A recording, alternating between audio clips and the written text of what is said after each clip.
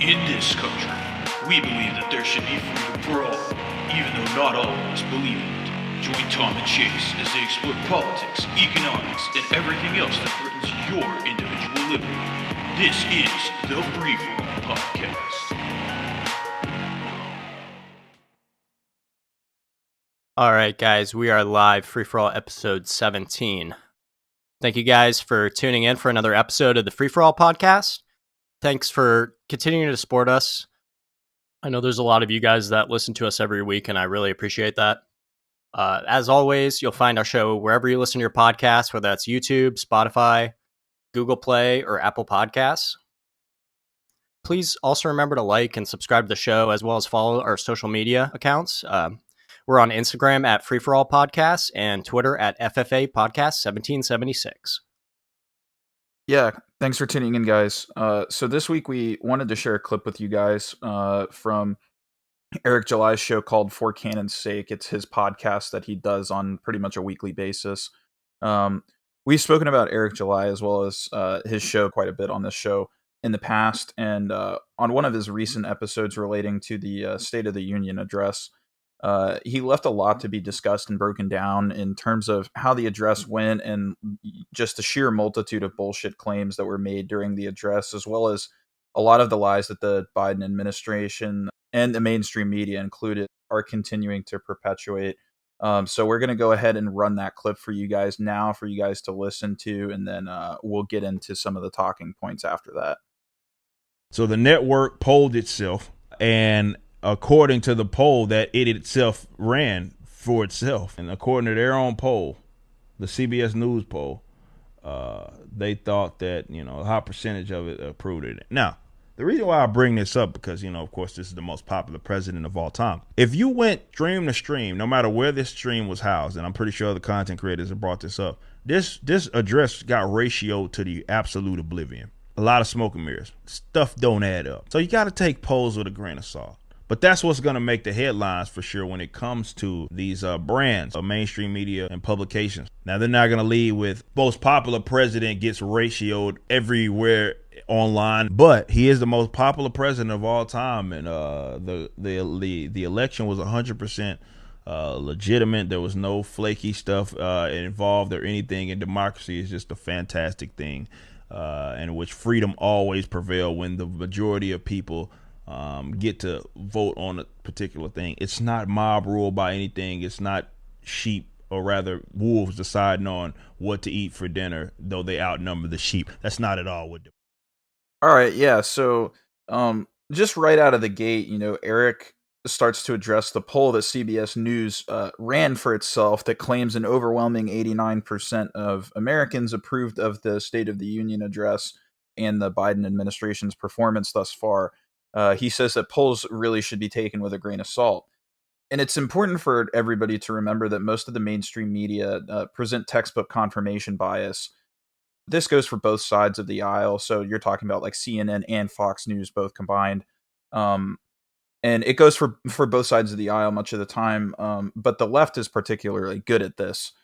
The mainstream media will look for members of its audience to poll that it knows will give them the answers that they want. And the sample size is typically very, very small. To reach a quote-unquote 89% approval, for instance, all CBS would have to do is poll 1,000 individuals that it believes would 9 times out of 10 give them the answer that they want. And if at least 890 of those individuals say that they agree, they will then say it is representative of the entirety of America, which we all know it isn't. Tom and I sure as hell weren't polled and asked for our opinions, and clearly neither was Eric. Polls are also typically done by polling and statistics bureaus, not by the news outlet itself. The news outlet claiming an almost 89% approval of the State of the Union address for a president who 3 weeks ago had the lowest approval rating of any president ever is pretty stupid. And so Eric then goes on to bring up the fact that the stream of the State of the Union address, as well as almost all of the tweets from the @POTUS Twitter account during the address, were ratioed into absolute oblivion. That's the way that he put it. We realize that some of our audience may not understand or be familiar with the term ratio, So essentially, what ratio means when you're discussing tweets or any form of social media or broadcast is that the likes and reposts of the content were essentially outnumbered by the comments made against the post. So, like for instance, if I tweeted taxation is theft and the communists rated my mentions like they tend to do, and were commenting all over it, meanwhile the tweet itself only got 12 likes and 20 retweets, and the comments numbered 50 to 60, people would say that the tweet itself got ratioed. In essence, CBS News basically wants to claim an overwhelming 89% of Americans agreed with the State of the Union address. Meanwhile, pretty much every tweet and even the stream itself was ratioed into oblivion on social media, meaning that something here doesn't add up. And so, Yeah. if you paid any attention to these tweets made during or after the address, most of the comments are from people who were very pissed off about it, but they're hidden way at the bottom of the comments section on all of these tweets. The comments that are readily visible, if you click on them and read through comments, are all comments that are quote unquote supportive of Biden and the State of the Union address, but every single one of those accounts that commented in support has sub 25 followers in total. And they're accounts that are very recent as well. So you're talking about Twitter accounts that have only been in existence for maybe a couple months or even a couple weeks. And so when you see accounts like this, odds are that they're bots and they're not actual people. You can even tell this by the way that a lot of the tweets are even written. The promoted replies don't sound intelligent at all. They don't sound like they were written by an actual person. Many of the tweets come from accounts with no bios or default profile pictures. They're very low IQ tweets. For instance, the at POTUS account tweeted during the State of the Union about Biden's statements on gun control, in quotes. They quoted what he said during the State of the Union. And there are replies from bot accounts all over that tweet. One of them simply said, "I am gun owner, I agree." No one realistically believes an actual person wrote this. It's just further proof that absolutely nobody agrees with the senile old man in the Oval Office who doesn't have a clue what the hell he's doing. So much so that they've generated literal bot accounts to voice support online to essentially convince everybody that there are actually people who agree with anything that he says. Yeah, and a lot of what these Democrats post is getting ratio nowadays. A lot of the mainstream stuff, you're talking about a lot of comments and stuff, and not a lot of likes. Is just people talking shit, obviously.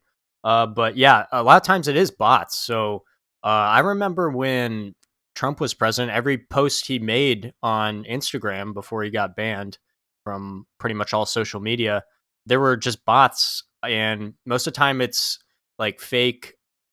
And I follow like famous accounts now where they post the same thing. It's just like, hey, I'm single. Look at my pictures, or go to my OnlyFans or whatever. And it's all just like there's like 300 of them posting this. So it's not real people. They all post the same stuff or like the same amount of emojis or like the same things, and it's gross. And social media.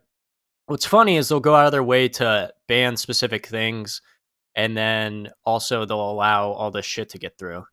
But I just wanted to talk about. So there's this guy on Instagram and TikTok, and he goes by Wurzelroot, and he posted a video talking about how there's a website that actually tracks the YouTube likes and dislike ratios. Well, not the ratios, but the numbers in real time.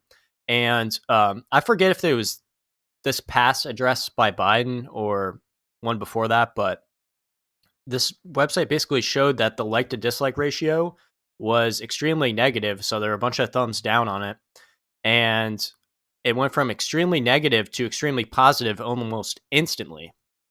And it's so obvious what they're doing. And it's so sad that even within the confines of their own system, remember, you think about YouTube, they're posting a Fauci and CNN and the Democrats on their homepage trying to get people to watch all that shit.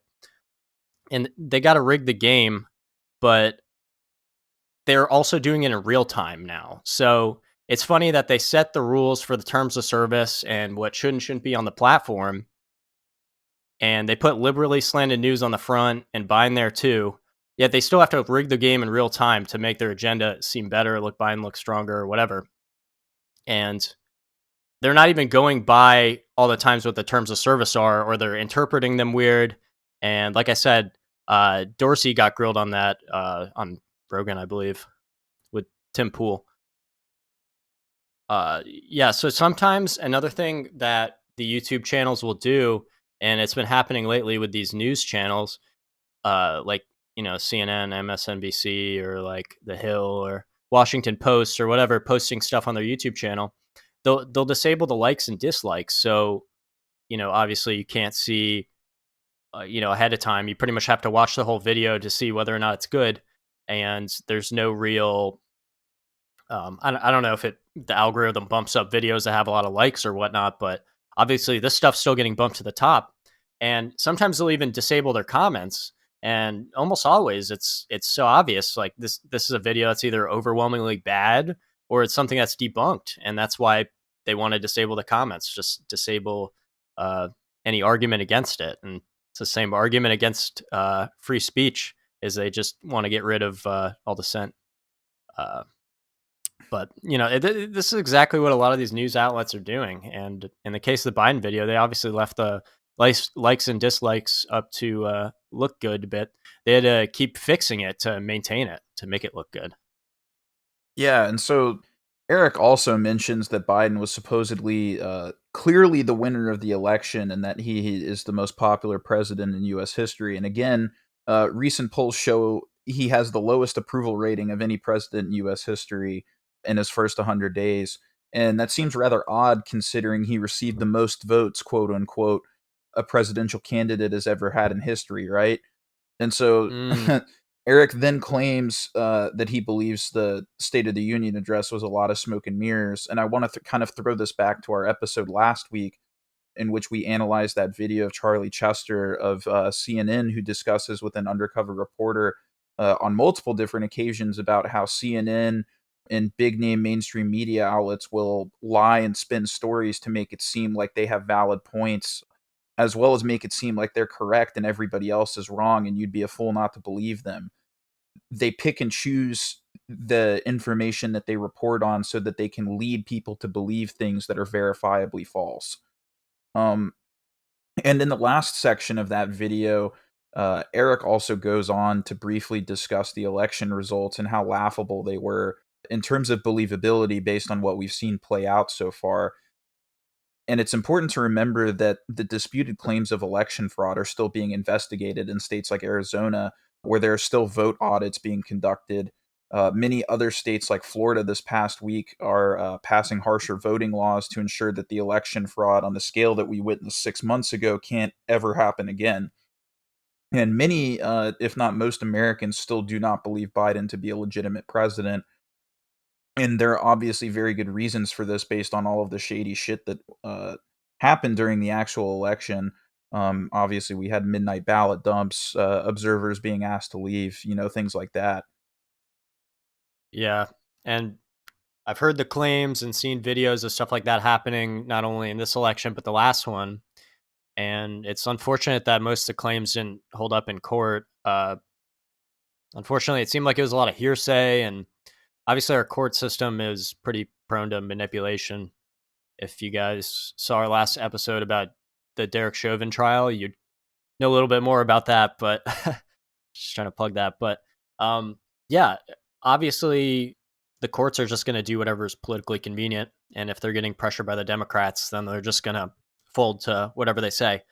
But obviously there's an issue with voter ID in this country, or at least, people say it's a big issue. And, non-citizens being able to vote in places like California, I think is a big issue. And, the existence of mail-in ballots, in my opinion, will always create a huge loophole for fraud. So, whether it's a guy on the street offering you a couple hundred for your unmarked ballot, and I heard this was reported on in Minnesota. Supposedly a worker for Ilhan Omar was exposed for paying somebody like $200 or something for a ballot on the street. And whether it's something like that that's really organized or whatever, it's got money behind it, or it's just somebody in your family spitefully voting for another person in your name. They see your ballot, grab it, mail it out before you can see it. Or, there's a mass scale mailing of absentee ballots to people who did not request them. Like in Pennsylvania, we saw that people were getting absentee ballots and they didn't even request them, which is supposedly against the law there, but I don't think anybody got in trouble for it. Yeah, and so we've obviously hammered on this point before, but we're going to take the opportunity to do so again in this episode. Democracy is not something to be celebrated or put on a pedestal like many people want to do. Democracy is two wolves and a sheep, like Eric said, deciding on what is for dinner. It has no place in modern politics, and especially when the current political climate is so polarized that people on the opposite side of the aisle want everybody who doesn't agree with them censored, dead, or imprisoned for thinking differently. Yeah, it's really tough pill to swallow. Obviously, like I've said in previous episodes, that's something that we're taught from a young age to really hold near and dear to our hearts and value. And this is one of the greatest achievements of mankind or whatever. But more and more people are just beginning to see that recently with all the division and a lot of people believing there's election fraud, and then the issue of these social media companies and just economic issues and the virus wanting to be open and not. People are seeing balkanization or just like the country breaking up as more and more of a potential solution because they're not really seeing a light at the end of the tunnel when it comes to democracy. I was talking about how people see voting as like a civic duty and they think it's benign or some bullshit like that, but really voting is pretty much deciding over your rights and the rights of others. So voting's not benign when people want to make me a felon for owning a specific kind of firearm or somebody smoking a plant or whatever. And I just think voting is kind of just the lazy man's way of stealing from others in terms of social programs and stuff like that, or kind of like the child's mentality of everything I don't like must be banned. Yeah, and so the other topic that we kind of wanted to discuss that sort of just goes hand in hand with the State of the Union address were the comments made by South Carolina Senator Tim Scott in response to the State of the Union address, in which he claimed that America is not a racist country. That's a quote, and like Biden likes to say, it is. And so the leftist response to those comments was essentially they took to Twitter and got the hashtag Uncle Tim trending. Keep in mind that Twitter monitors hashtags that trend on its platform, and this blatantly racist hashtag wasn't removed by Twitter. In fact, it sat at the #1 trend slot for almost 24 hours.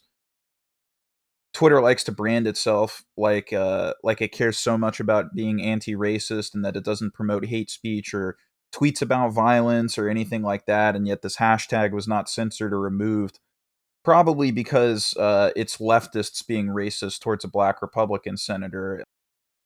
If it was an attack on a black Democrat, the goalposts would have been moved accordingly, and the hashtag more than likely would have never trended in the first place. Oh yeah, oh yeah. It's so obvious again, and this definitely isn't the first time. I remember they censored the hashtags by banning them or shadow banning people's profiles all the way back in the 2016 election. And for anybody who doesn't know who shadow banning is, it's when a social media network basically makes it harder for your post to show up in other people's feeds. So just even sometimes your followers, it doesn't show up. Supposedly, a lot of people I see on certain profiles will be like, "Oh, I haven't seen your posts show up in my feed for a few days," and like sometimes something will show up at the top of my feed and it's like 2 days old. I'm like, "What the hell?" Um, but a lot of times it's not chronological what shows up in your feed. It's based upon whatever their algorithm is. And Instagram changed that a while ago. So I think most social media networks are like that now. So they just kind of can decide whatever you see. And like I said, it's never really what's recent. But just the fact that they're selectively enforcing their rules, really not even in accordance with their terms of service. A lot of times, it's either really ambiguous or they give themselves freedom in their wordage to where they can kind of basically discriminate against people, but they don't call it that. They just say they're taking off hate or whatever. But it's so obvious. It really shows when you have a leftist racist hashtag like this trending. Like, it's so obvious that the goalposts are different. And it's just basically like Democrats are dunking on the little kids' basketball hoop when they post. They can just post the most low hanging fruit shit, and then it seems like their stuff's all over the internet somehow, and it's breaking the internet. It's viral. It's whatever. And Republicans are having to make this half court shot to even get by in Twitter and YouTube and get thousands or millions of views. Yeah, and they obviously we were just talking about Eric July. His profile has been shadow banned numerous times to the point where even if you searched his name on social networks, it was hard. It was hard or almost impossible to find him. They also shadow ban people. So another way that they do this is basically like if I'm following somebody and they shadow ban their profile, what'll happen is sometimes they will, like Twitter will unfollow me from the person's account who is shadow banned. So like I've heard of that. yeah, so like I've been on Twitter before and like I'm not on there every day. Some days I'm on there more than others. But like sometimes when I'll go on there, I'll be like, wow, I haven't seen this person's tweets in a while. And I'll go and search for their profile and it says that I unfollowed them. And I'm like, I never unfollowed this person.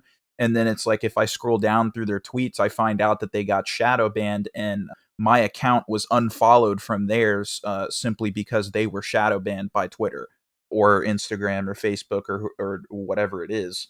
Well, But that happens with all my exes. No, I'm just kidding.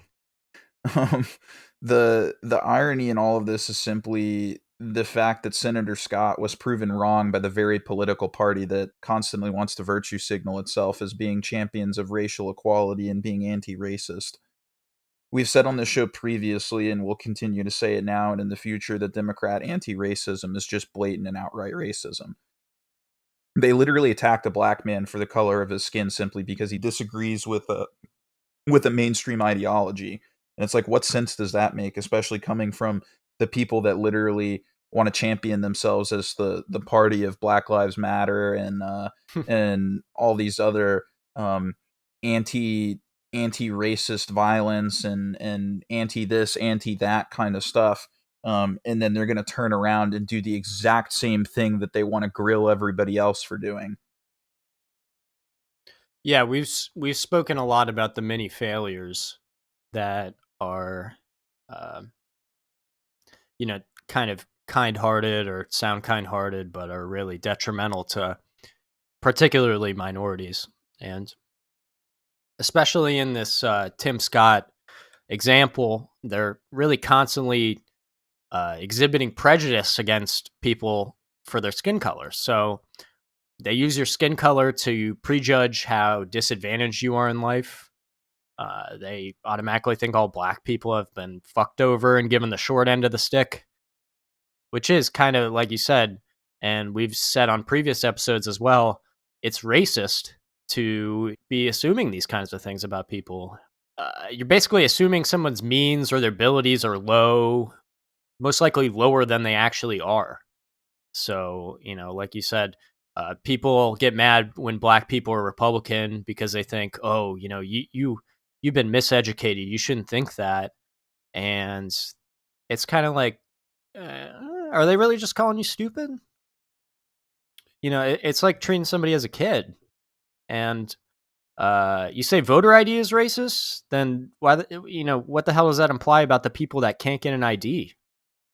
How dumb or destitute must you be to not get an ID? And likewise, they think college admission should be based upon racial quotas. This has been pretty much the case in America for decades. And what does this really say about when you have blacks and Hispanics and they lower the SAT requirements for their admission? They're basically calling them dumber or acknowledging it, and they think it, obviously, because they have to lower the goalposts to get these people in. And, if this was a world absent of government or institutional quotas like this, colleges really wouldn't care what race you are. They just want to care. They would just really care if you could pay for school and if you're likely to graduate and uphold their reputation as educators. If you're going to go out and use your degree to do great things or whatever. And even now, colleges really don't even care whether you can afford tuition because the government basically bails out everyone who defaults on student loans. And schools love it because they can jack up their rates, or their tuition rather.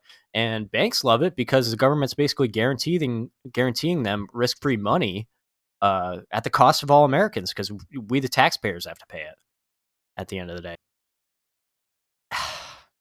The liberal mentality is obviously to make college free and to get all Americans through that system, which, as we've spoken about, isn't really always a system that gives you good education, especially now.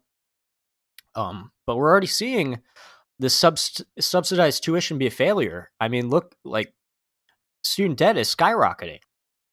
It's increasing at an exponential rate. So, I don't think that anything's being done to really solve it in the current circumstance, and it's actually getting much, much worse. So these quota systems also must not be doing well because of all this income inequality that people always cry about. So, they've been trying to get more minorities in these colleges for decades, like I've been saying, and it's all about this income inequality. It's all about, we don't have these jobs or whatever. Women don't have these jobs.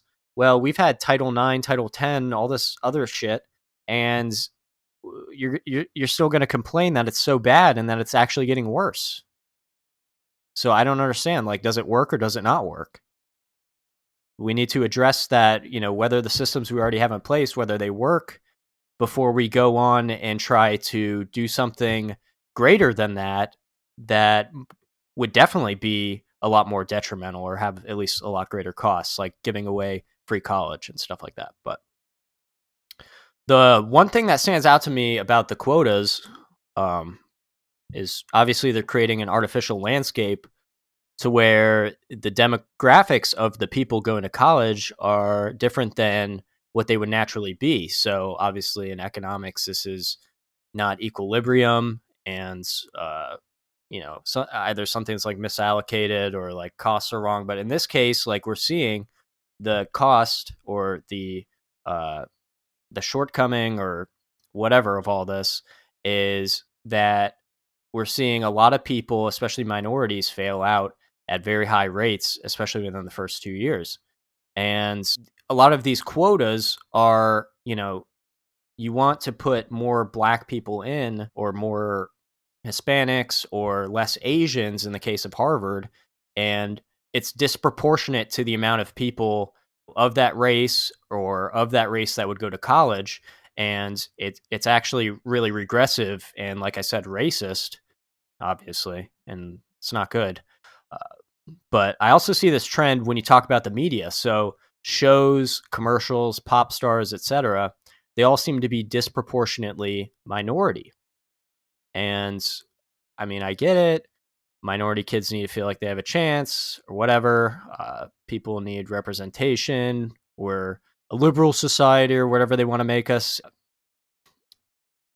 But it seems like in a majority, like straight white country, or at least currently, which the liberals want to demonize, but it is a majority straight white country, I guess for now.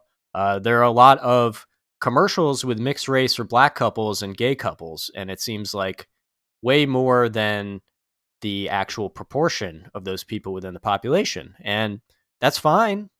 It's so obviously artificial and trendy, but really nobody cares except for the liberals about seeing all these people in these commercials, and it's actually somewhat disgusting.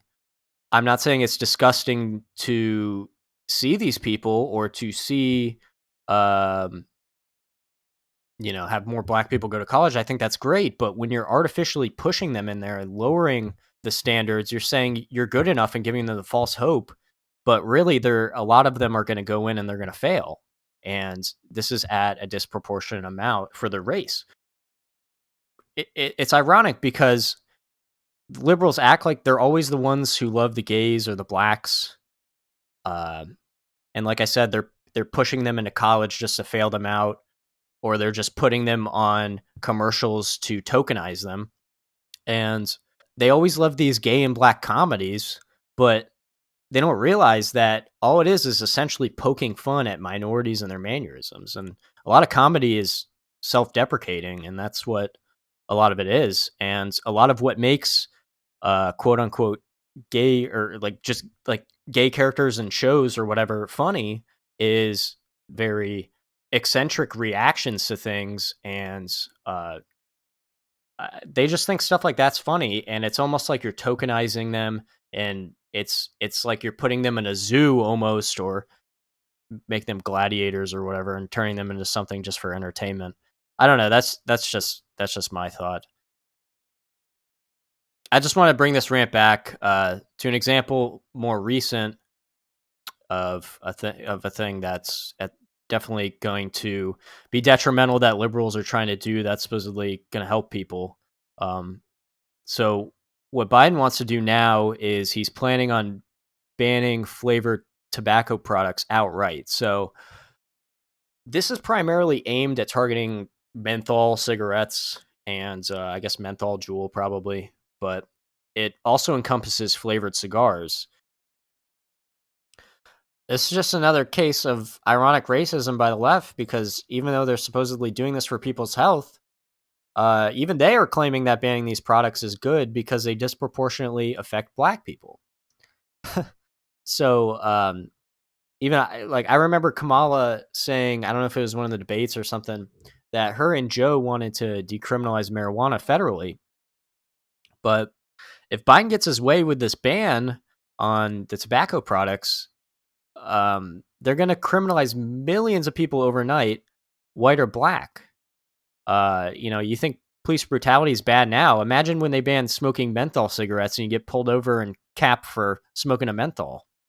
Or people using a lot of these flavored tobacco wraps for smoking weed. So it's just kind of ironic that they want to get rid of this stuff, and they want to decriminalize weed, which I thought used to people used to demonize that and say that was the devil, and smoking cigarettes was fine, and now it's like completely flipped over on its head. Well, it's even more ironic because Kamala is the one that imprisoned millions of black folks for smoking weed in the first place, and then went on national TV and bragged about listening to Tupac and smoking a joint. Like, it's completely hypocritical at that point. Number one, just to say that you're pro legalization of marijuana when you've jailed millions of people for smoking it. Number one, but number two, now claim that you're the champion of African American health because you're trying to ban cigarettes that supposedly that they like to smoke, or banning quote unquote flavored cigars that people will gut and use to smoke weed or whatever. Like, it makes literally no sense. And ironically, again, this is coming from the same party of my body, my choice, but it's only that way when it comes to abortion. If you use that same argument in reference to taking an experimental vaccine, or for smoking a menthol cigarette, the goalposts get moved, and you're automatically a criminal who's going to get arrested, or inevitably capped by a cop with a god complex. I mean, hopefully not. Republicans wouldn't think so, but Democrats would definitely think you would get shot, especially if you were black and you'd get pulled over.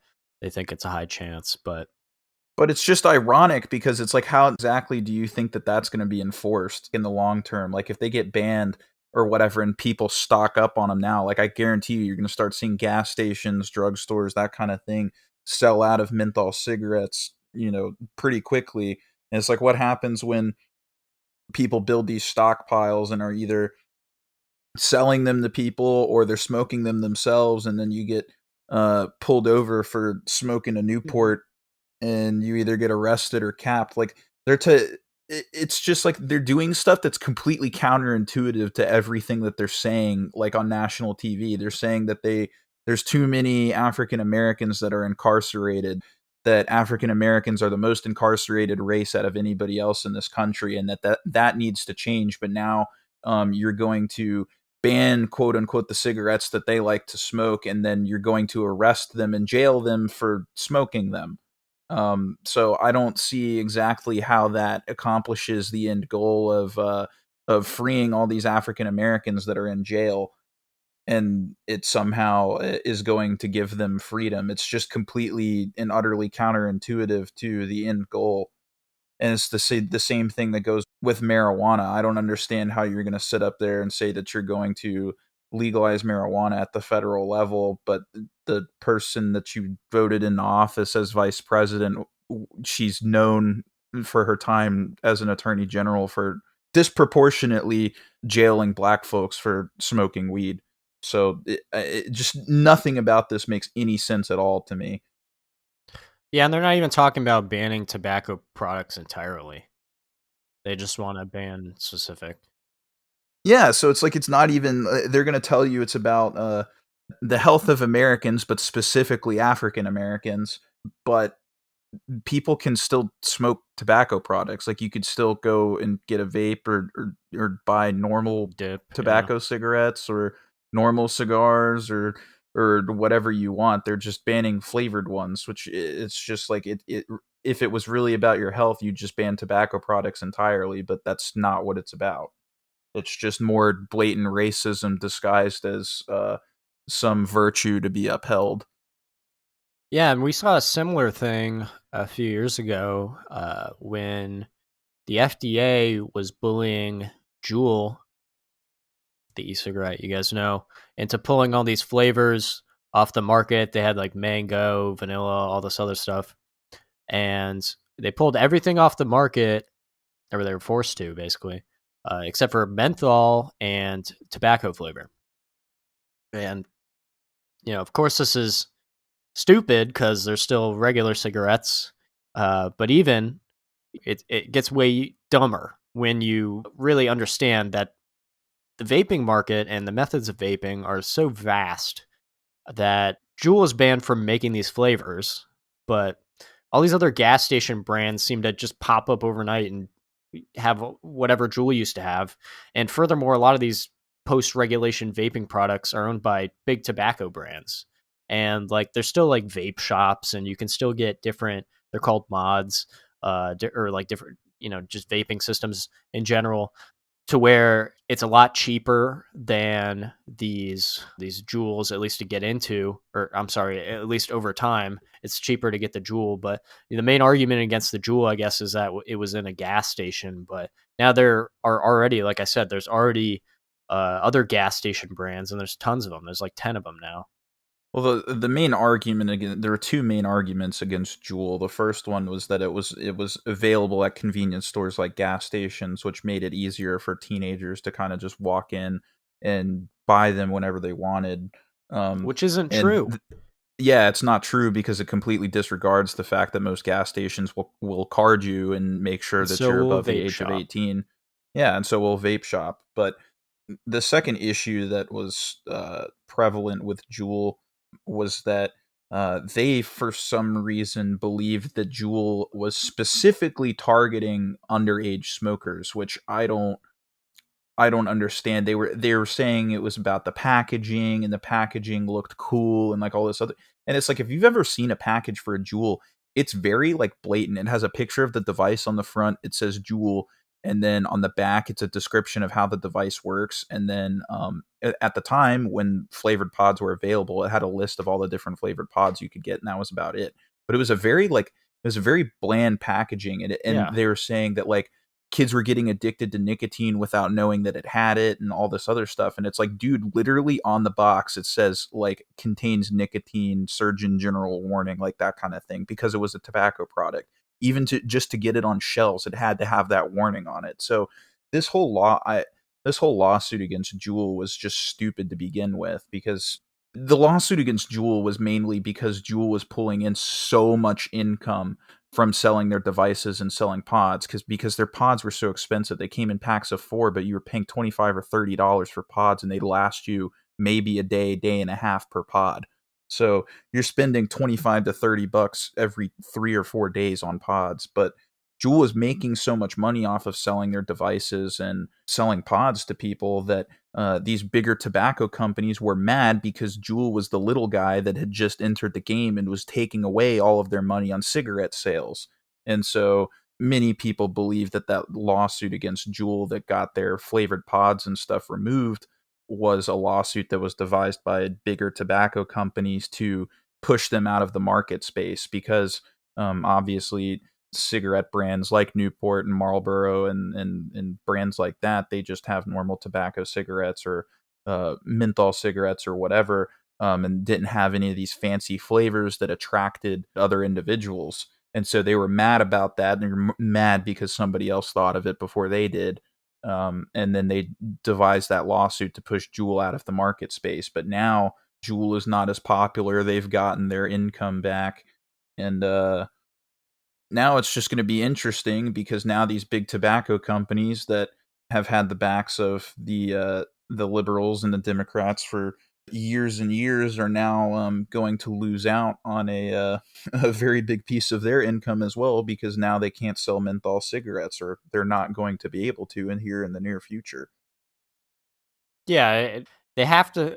The funny thing is they're tobacco companies. Supposedly they don't support the Democrats banning their products or whatever. But in the end, whether or not they want to shut other people out of the market, like in the case of Juul, or they're just giving the Democrats money to turn a blind eye and say, just be one of their supporters and, look the other way for 10 years and not ban certain tobacco products so they can keep doing their form of business. They're still going to give money to Democrats. And we see gun companies doing the same thing. There's a lot of gun companies that give money to Democrats. I think it was Springfield that did that. And then a lot of people were calling them out. So a lot of people don't buy their products anymore. In addition to their guns going down in quality the last however many years. But yeah, I mean, it's just a huge Charlie Foxtrot in terms of what's going on right now in like the Biden administration announcing these plans to ban menthol cigarettes because they disproportionately affect African Americans and everything. Like, I've seen so many tweets the last couple days from African American folks on Twitter who are very pissed off about a lot of this stuff, and especially with this announcement about the cigarette bans and stuff like that. It's just like, when does any of this stop? Like, it's getting way out of hand, and it's gotten way out of hand way too quickly. It's to the point where we're just past his 100-day mark in office, and he's doing all of this unconstitutional stuff, and it just keeps continuing. And so obviously that's good for our show because we're going to continue to have some quality content to give you guys. But at the same time, we'd prefer if our show didn't exist because everybody had their individual rights and can do what they wanted. But unfortunately, not everybody can have everything that they want. So until that happens, you guys can continue to tune in week after week, and we'll continue putting out content for you guys. We appreciate you guys tuning in this week, and hope you guys were able to take away something from this episode and something from what we talked about, as well as what Eric talked about in his little video that we played. And yeah, thank you guys for tuning in. Be easy. Peace. Thank you guys. See you guys next week.